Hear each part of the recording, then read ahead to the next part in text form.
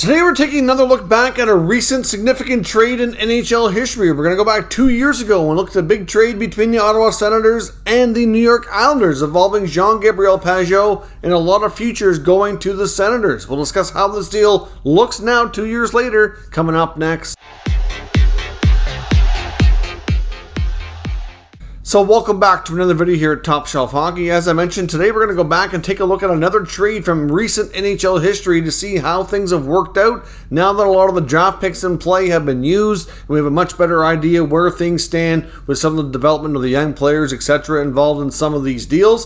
So we're going to take a look at this trade between the Ottawa Senators and the New York Islanders. Of course, Jean-Gabriel Pageau was one of the more popular players in the Ottawa Senators organization, a big fan favorite, of course, from nearby Gatineau, so he was basically a hometown kid, drafted and developed in Ottawa, worked his way up. He's a smaller player, but certainly worked very hard. Kind of became a bit of a folk hero, if you will, from his playoff performance during their 2017 run, especially when they went to the Eastern Conference Final, when it's one goal away from making an appearance in the Stanley Cup Final when they lost in double overtime in Game 7 to the Pittsburgh Penguins. Especially that Rangers series, which I believe was round 2. He had a 4-goal game, which was an absolutely insane performance, including coming all the way back. It was looking pretty bleak early, and Pageau just kind of became almost like a local legend, if you will, for how he performed in those big moments. But as we've seen with the Senators, they kind of crashed hard after that 2017 fall in the Eastern Final. It was kind of become the beginning of the teardown, so to speak, and within a matter of a couple of years later, there was really not much of anything left from that team. Majority of the veterans on the roster were either traded, moved on through free agency, bought out in a few cases, and that team basically was completely dismantled. Pageau was one of the players, of course, that was very attractive to other teams and ended up going to the New York Islanders at the 2020 NHL trade deadline. I know Pierre Dorion, of course, was having a fantastic summer here now, kind of taking his team back up into being more competitive with some of the moves we've seen him make. Was recently interviewed and asked during the teardown of the Senators when you started the rebuild, what was some of the most difficult trades, or what was the most difficult player you had to move?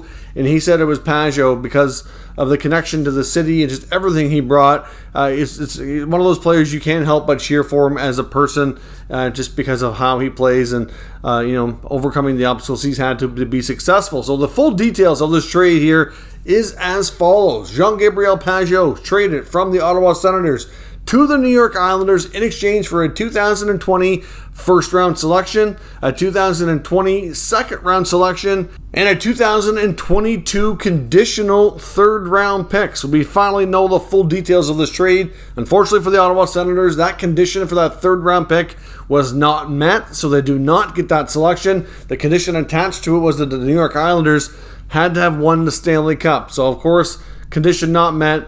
The Senators get 2 picks, a first and a second. So those picks have obviously been used in the 2020 draft. We have a better idea what those players are, who they are, and what they're going to likely become, or at least how things look 2 years after being drafted here. So their 2020 first round selection ended up being the number 28th overall pick. Of course, the Islanders went on to have a really solid run, making it deep to the Eastern Conference playoffs into the final. So that was good for them. The pick ended up being late, but the Ottawa Senators did get themselves a really good player in a fairly deep draft. Is Ridley Greig from the WHL. Greig appears to be poised for stardom at the NHL level. I don't think he's going to be a star top 6 player, but he will be somewhat almost comparable in a way to Pageau, in a sense that he's gonna play with a lot more grit, and he's kind of one of those players that sometimes kind of crosses the line. Like, you could say he's got a little bit of Brad Marchand in him. I'm not saying he's as talented as Marchand, but of course we've seen some of the the things that Marchand likes to do to get under your skin.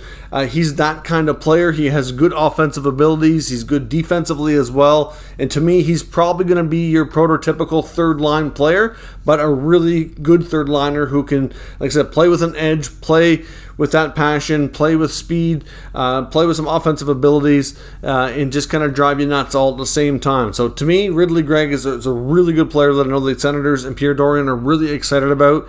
The second round pick that they got in this trade as well ended up being traded. It was actually traded to the Toronto Maple Leafs, and this was a case of the Senators combining picks to move up in the draft. So the Senators took this pick, which ended up being number 59 overall in 2020. They took that pick and they combined it with their own third-round pick, which was number 64. So, of course, two picks pretty close together. And they make that trade to the Toronto Maple Leafs in order to move up and get the Leafs second-rounder at number 44. So this number 44 pick, they draft defenseman Tyler Kleven, 6'4", 200-pound defenseman who's played the past couple of years at the University of North Dakota. I know a lot of people have joked calling the UND team the UND Senators over the past few years because they've had a lot of players come through that program. Most recently, more prominent players like Jake Sanderson, Shane Pinto, just to name a couple here. And of course, Kleven is part of that club as well. Jacob Bernard-Docker is another one as well. So Kleven is a really good, big left shot D. Doesn't project to give you a ton of offense. He's going to be more of a defensive style guy with a limited amount of offense. I see him probably being a good chance to be a third pair D, maybe second pair. That might be pushing it, but I think he might be more poised for that defensive style game for Ottawa down the road. Now, of course, the way their left side of their defense is shaping up right now, the top two spots are obviously Thomas Chabot, and it's expected to be Jake Sanderson making his rookie NHL debut this coming season in the fall for the 22-23 season. The left shot on the third pair right now is likely either going to be Erik Brannstrom or Nick Holden. Brandstrom's probably going to have to play his weak side most likely, which he's more comfortable doing anyway. Nick Holden likely is going to be that placeholder, if you will, but I could see Kleven battling for this spot that Nick Holden has, in a year or maybe two down the road, depending on when he comes out of college. They also have some other interesting right shot defenseman prospects like Lassie Thompson, JBD, etc. So this blue line for Ottawa, as much as it's been their Achilles heel the past couple of years, as these guys develop, it really should become an area of strength a couple of years down the road. Now, just for some food for thought here, even though that pick was traded to the Maple Leafs, and they get themselves a pretty good-looking prospect here in Tyler Kleven. He's somebody that, right now isn't expected to sign just yet. Kleven likely is going to play his third year of college hockey. He could maybe sign at the end of this year when their season wraps up. That's a possibility. But the interesting thing here is to look at who the Maple Leafs got, because obviously the Leafs got two picks in exchange for Ottawa getting a chance to move up. Now, the Leafs got some pretty interesting prospects here as well. A couple of prospects that I know right now they're pretty fond of in their system. Of course, they got a couple of Finnish players in Topi Niemela, who's obviously a smaller defenseman, probably more offensively gifted than Tyler Kleven, that's for sure. At least he looks that way, the way he's played over in Finland so far. But he is quite small, but he's looks like, to me, I would give him, for Ottawa fans, I guess, like an Erik Brannstrom type, maybe not exactly, but just smaller, good puck mover, good skater, good offensive skills, but, obviously he can't give you what he can't give you in size. It's just that simple. So he's not, like him and Kleven are extremely different types of defensemen. And from an Ottawa standpoint, I guess we'll have to see long-term who becomes the better player. But right now, I think Kleven is a player that could probably use better in their system because they already have a lot of offensive defensemen. Of course, led by Thomas Chabot. Jake Sanderson's expected to be a really good offensive D. Obviously that's something that bodes well. They have some right shot defensemen coming up as well, like Lassie Thompson, who's pretty offensively gifted, and of course Erik Brannstrom, who right now can play either side, has a good offensive gift as well. So honestly, they don't have a ton of size, those big bruising type defensemen. So Kleven's got that size and could possibly be that player. So to me, it made sense for them to do this. But obviously the Leafs got a very interesting prospect there, and they also got, with the other pick, the Maple Leafs also drafted Ronnie Hirvonen, who's another Finnish player, another smaller player from Finland, center iceman, good offensive instincts. Actually, these are both players that have been able to play with Finland internationally, and certainly look like they have bright futures, but there's obviously some question marks where they don't have the size. Now, I know size isn't as important today in the NHL like it used to be, but there are some types of players that do struggle, especially coming from Europe, I do find. Depending on what kind of players they are, they got to work on getting the size and strength to be able to, be less of a perimeter player, go to the net and just do battle in the corners, those types of things. Like, if those things are challenging for them, that will never be able to be bottom six players. It's going to be like a top six or bust, or top four or bust in the case of a defenseman. So But still, I think the Leafs are fond of these players. They got themselves a couple of really good picks, and I know Ottawa's very fond of Tyler Kleven as well. So to get Ridley Gregg, who could be, like I said, very much a Pageau type replacement, with a little bit more size than Pageau, and like I said, a little bit, it's a slightly different game, but still, and to get Kleven to boot, even though they didn't get that third round pick, I'm sure Islander fans would have been quite thrilled to give up that pick. That means they would have won the Stanley Cup. So certainly, overall, I think this is a pretty good deal. Of course, Pageau goes on shortly after the trade to sign a big extension with the Islanders, 6-year deal at $5 million per season, so $30 million altogether.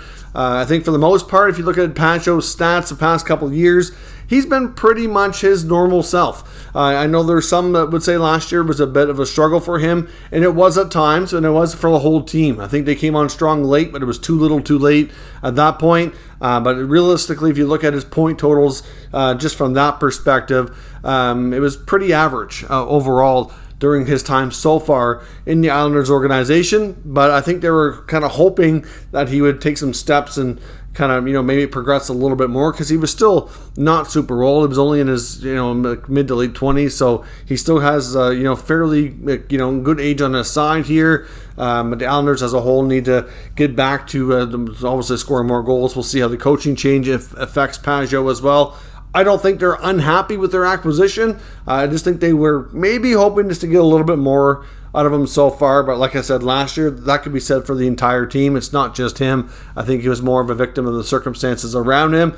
And he's pretty much been as advertised, I think fair to say, during his time on Long Island here so far. And the Sens get a good return as well. So for the most part, I think we can say this trade is working out pretty decent for both sides. But of course, as we've seen with some of these deals here in the Ottawa Senators organization, where we just examined it not too long ago, the Erik Karlsson trade, which was a much bigger blockbuster trade, that looked pretty underwhelming at the time, and now it's really paying off quite nicely, getting players like Timmy Stützle and Josh Norris out of that trade. Of course, they get a couple more here in this one that looks really interesting. But at the time, I think everybody agreed that the Pageau return was good. I'm not sure a lot of people realize that the third round pick had a condition on it, and it wasn't a guarantee, because when you first see the deal for Pageau, a first, second, and third, you're like, okay, for somebody who's for the most teams, a third-line player who's probably going to give you 40, 45 points, maybe 20 goals, be able to kill penalties. He's dangerous shorthanded, has good playoff experience. Okay, I can deal with that return as much. I was a huge Pageau supporter myself, a big fan of his, but when the return, it looked good at the time. So at the time, I said, you know what, I can see this trade working out for both sides. I liked what Ottawa got here. That kind of return, it kind of makes you feel like, okay, we got to do this deal. It's best for the future, and it looks like it's still in that regard. So right now, I'm still on the fence here, saying that it's a win-win for both sides. But I want to know what you guys think down in the comments. We'll discuss it further. If you're new to the channel, of course, make sure you subscribe and stick around. We'll keep you up to date with the latest news, rumors, and analysis of all 32 NHL teams. Thank you for watching, and I'll catch you next time.